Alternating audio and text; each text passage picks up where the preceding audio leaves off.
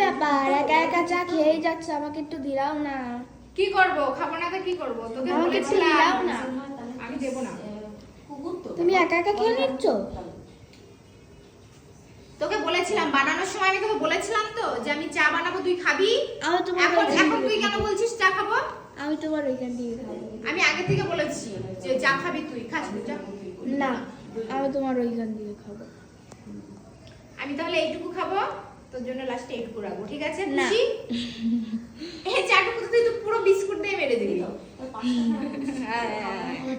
দেখেছো গাইস, তোমরা বলো, আমি যখন চাটা বানিয়েছি মেয়েকে বারবার করে জিজ্ঞাসা করেছি তুই চা খাবি, তুই চা খাবি, ও বলছে না।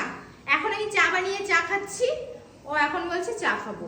এমনি তো অল্প বানিয়েছি দেখো, নয়তো আমি অনেকটা করে কিন্তু চা খাই, কিন্তু আজকে অল্প করে বানিয়েছি। গরমটা যা পড়েছে না, দেখো আমি ঘেমে গেছি, দেখো ঘেমে গেছি।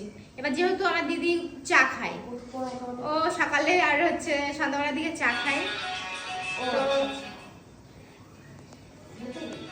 বিস্কুট দিয়ে খাবি তুই? বিস্কুট দিয়ে খাবি? তাহলে ফ্রিজে রয়েছে।